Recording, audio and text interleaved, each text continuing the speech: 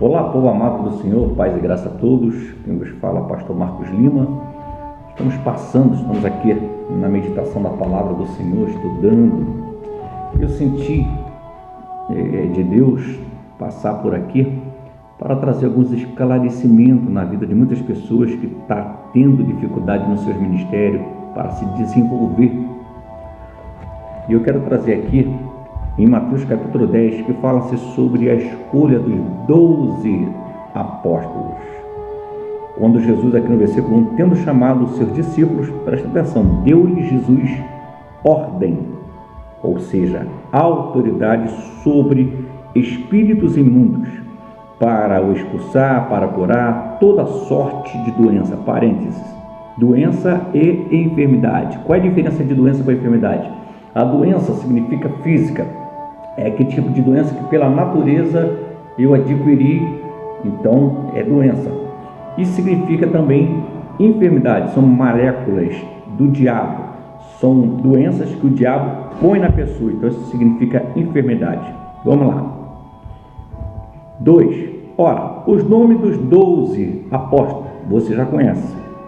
Aqui, nós temos Simão Pedro, nós temos André, nós temos Tiago, Zebedeu, João, seu irmão, Bartolomeu, Tomé, Mateus, o publicano, Tiago, Alfeu, Tadeu, Simão, Judas Iscariotes e assim sucessivamente. Aqui estão os 12.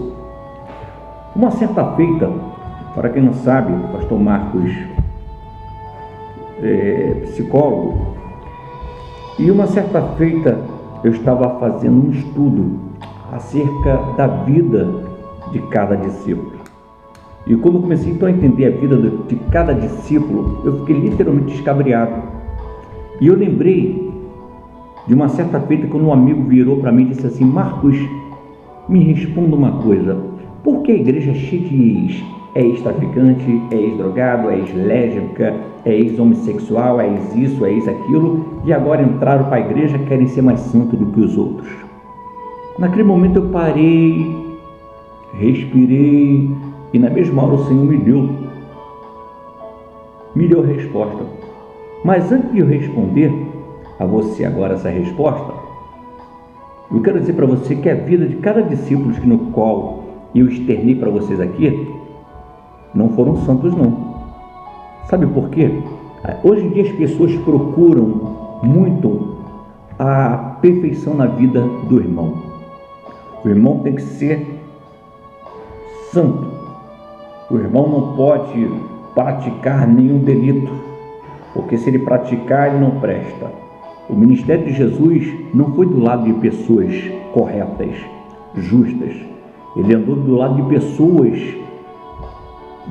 tortas, de pessoas que não condiz com o que muitas pessoas acham que é a verdade.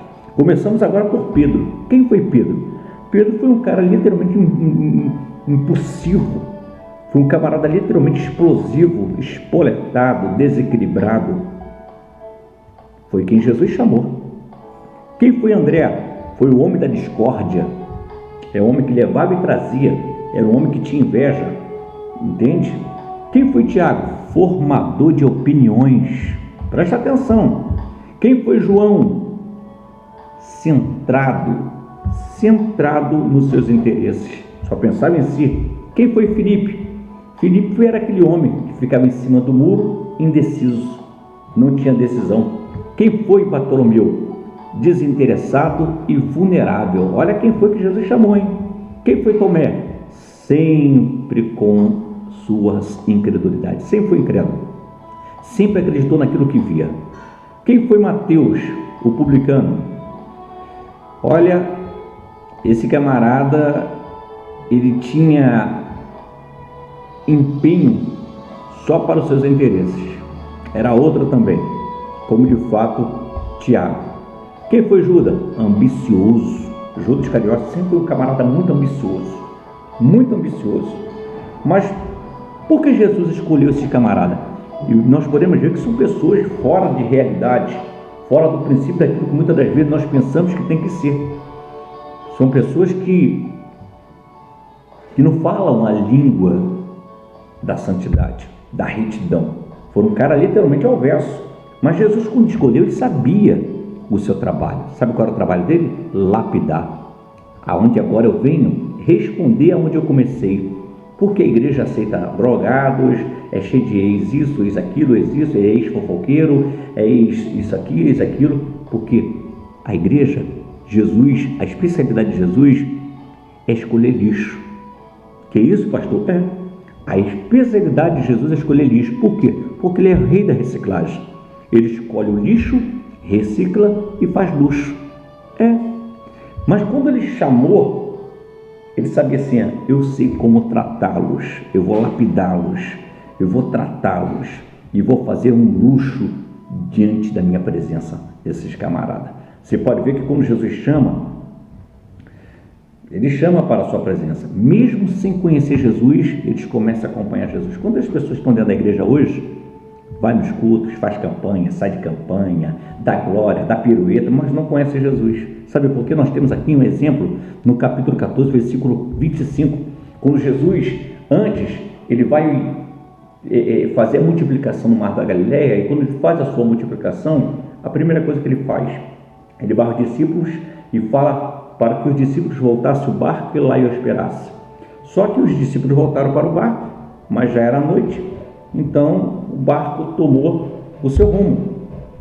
E Jesus, a Bíblia vai dizer no capítulo 14, 25, que Jesus, na quarta vigília, que significa entre 4 a 6 da manhã, Jesus foi ao encontro dos discípulos. E a primeira coisa que acontece, Pedro, quando o avista, ele grita, é um fantasma. Sabe por que ele falou isso? Porque não conhecia Jesus. Sabe de quem é esse comportamento? São de pessoas que seguem e não são discípulos. Quantas pessoas que estão dentro da igreja como seguidor, como espectador, mas não são discípulos? Porque o seguidor ouve falar, mas o discípulo conhece. Mas vejamos aqui outro exemplo também. Jesus, olha aqui que coisa linda. Quando Jesus sabia que na sua caminhada era árdua, porque ele teria que preparar os discípulos para fazer a sua obra. Vejamos aqui, Jesus na caminhada, ele começa agora a divertir, a tratar a vida dos discípulos. E quando ele começa a tratar a vida dos discípulos, o que acontece? Acontece isso aqui, Jesus, ele avisa no capítulo de Mateus 26, versículo 31, olha só. Então Jesus disse, esta noite todos vós vos escandalizareis comigo, porque está escrito, ferirei o pastor e as ovelhas do rebanho ficarão dispersas. Quer dizer, o Filho do Homem seria tomado, eles iriam ficar só. Mas depois da minha ressurreição irei diante de vós para Galileia. Deixa eu dizer uma coisa para você. Os discípulos estavam do lado, ou seja, os seguidores estavam do lado de Jesus, mas não conheciam Jesus. Por quê? Porque Jesus vai dizer aqui, Jesus disse assim, te digo, Pedro, nesta mesma noite, antes que o galo cante, tu me negarás 3 vezes. Só nega quem é seguidor.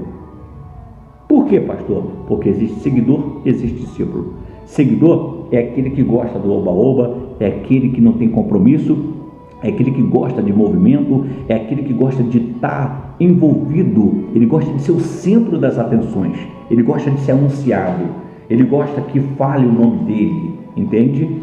Mas existe o discípulo. O que significa discípulo? Retrato do mestre.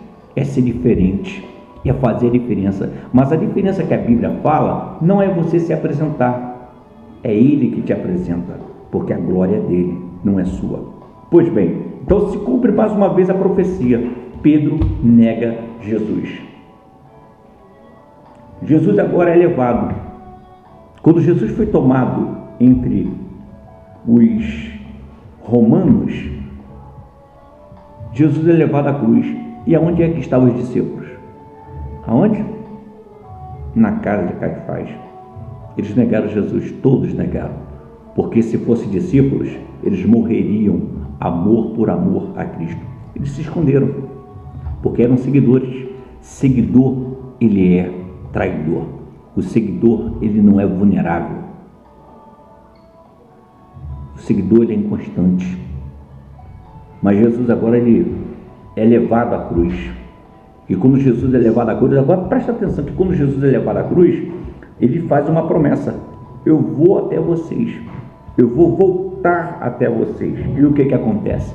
Quando ele se manifesta na Galileia, quando um dos discípulos começa a o avistar, a primeira coisa que acontece no capítulo 20 e 21, quando os discípulos anunciam: Jesus ressuscitou, Tomé, lá no capítulo 20 e 21, eu não acredito, mesmo vendo a marca da cruz, ou seja, do furo da mão, do prego, ele mesmo assim não acreditou. Quantas pessoas estão dentro da igreja que só crê no que vê?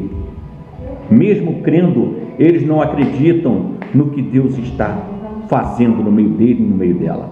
Deixa eu dizer uma coisa para vocês nessa manhã, nesta hora. Jesus, quando ele foi ter com seus discípulos, a primeira coisa que acontece, ele faz uma promessa. Ele vem aos discípulos e disse assim: olha, eu quero vos dizer uma coisa.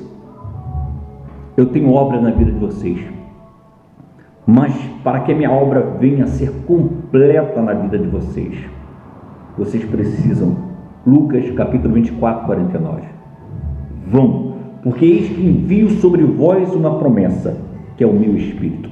Eu vou para o Pai, mas enviarei o Consolador, e ele estará contigo, convosco, até a consumação do dia, do século. Vá e ficai em Jerusalém, até que do alto sejais revestido de poder. A maior preocupação de Jesus era revestir, era mudar a história dos discípulos. Agora a palavra revestir, presta atenção, capítulo 2 de Atos, lá está escrito: estavam todos reunidos no mesmo lugar, e de repente surgiu um som impetuoso e encheu toda a casa, e todos foram cheios do Espírito Santo. A palavra, presta atenção, o som e o vento impetuoso significa vento da regeneração. Sabe o que acontece? Aqueles que era tralha, o que era fofoqueiro, não fofocava mais. O que era invejoso não tinha mais inveja. O que era mentiroso parou de mentir. O que era egocêntrico parou de ser egocêntrico. O que era ciumento parou de ter ciúme, porque o Espírito Santo entrou. E quando o Espírito Santo entra, há mudança na vida do ser humano. Jesus quer mudar a sua vida. É contigo que eu estou falando. Pastor, tenho 20, eu sou pastor, sou pastora, sou evangelista, eu ando o mundo. Você pode andar o mundo, mas se não tiver transformação na sua vida, você não vai ter, você não vai ver e não vai entrar no reino de Deus.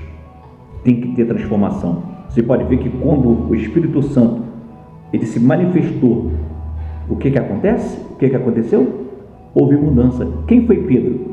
E você pode descrever aqui em Atos que a primeira pregação, depois que Pedro sai de Jerusalém, na sua primeira pregação, o que aconteceu?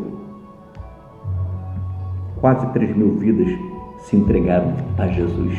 É isso que Jesus quer fazer na sua vida. Ele quer mudar. Ele quer mudar a tua história hoje. Ele quer mudar o teu ser, o teu caráter, a tua personalidade. Para de ficar preocupado. Ah, que fulano é isso, que fulano é aquilo, que fulano é errado, eu não concordo. Você não tem que concordar com nada, porque você não é dono de nada. Jesus está no centro de tudo. Foi Jesus que chamou os errados. Foi Jesus que chamou os tortos. Então, quando você for querer reclamar com o irmão, ou fazer fofoca de fulano Beltrano, vai falar com Jesus. Porque foi Jesus que chamou. Quem foi você no seu passado? Será que você foi tão certinho? Tira por você própria. Será que você é tão certinho assim? Nós somos pecadores. Todos os dias precisamos de misericórdia. Então pare com picuinha, pare com conversinha, faça a obra de Deus. Pare de piadinha, pare de conversas tórpias, palavras que não edificam. Se edifique, se conserte e faça a obra de Deus, tá bom? Fique com essa palavra, que Deus te abençoe. E um dia e uma noite profética na presença de Deus. Presta atenção, Jesus veio para aqueles que não são, para fazer ser. Jesus veio para os tortos. Ele é marceneiro, ele conserta os tortos. Então não queira ser justo, ser mais santo do que as outras pessoas. Seja uma pessoa misericordiosa, seja uma pessoa misericordioso e tenha prudência no que você vai falar. Um forte abraço a todos, no nome de Jesus.